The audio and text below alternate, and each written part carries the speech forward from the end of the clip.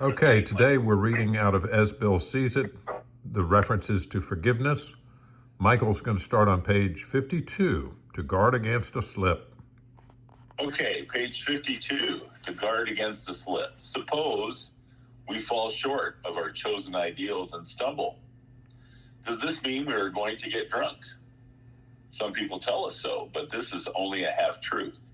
It depends on us and on our motives. If we are sorry for what we have done, and we have done the honest desire to let God take us to better things, we believe we will be forgiven and will have learned our lesson. If we are not sorry and our conduct continues to harm others, we are quite sure to drink.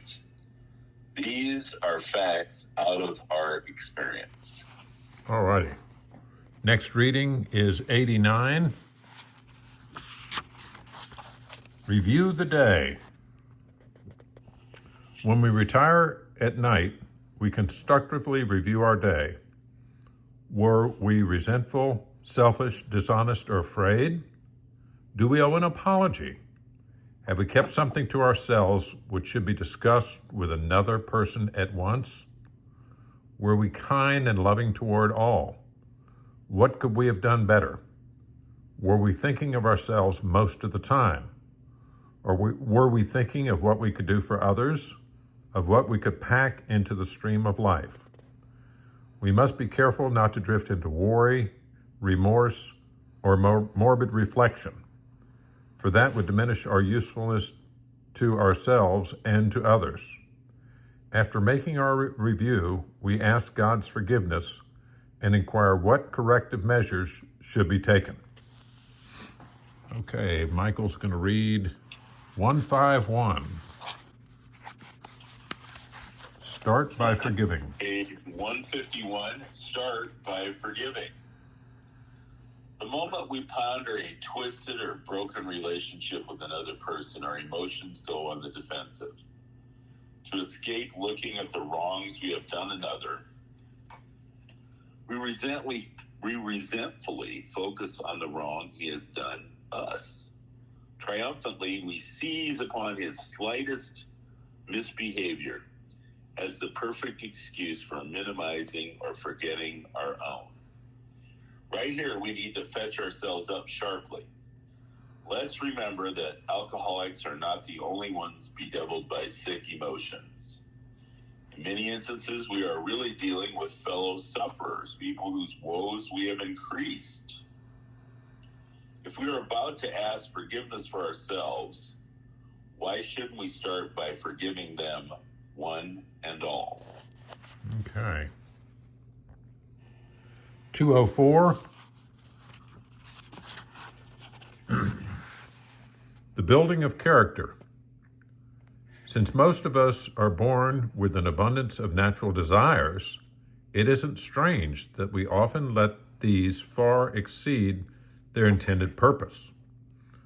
When they drive us blindly, or we willfully demand that they supply us with more satisfactions or pleasures than are possible or due us, that is the point at which we depart from the degree of perfection that God wishes for us here on earth.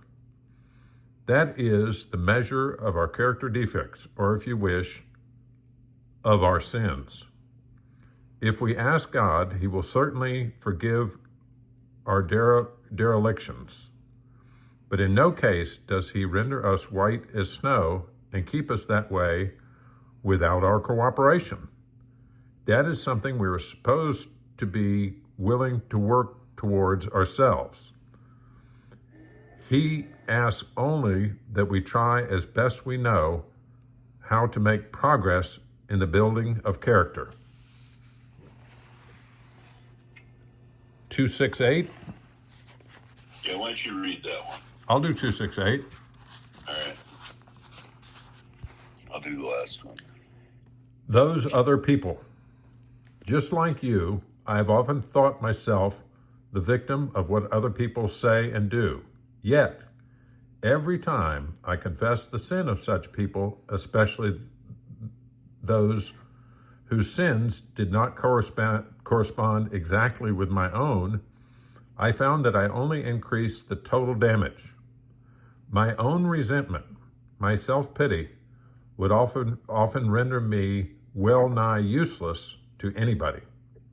So nowadays, if anyone talks of me so as to hurt, I first ask myself if there is any truth at all in what they say. If there is none, I try to remember that I too have had my periods of speaking bitterly of others, that hurtful gossip is but a symptom of our remaining emotional illness, and consequently that I must never be angry at the unreasonableness of sick people. Under very trying conditions, I have had again and again to forgive others, also myself. Have you recently tried this? And then our last reading is 3:18. That's one I want to read. Yeah. 3:18, forgiveness.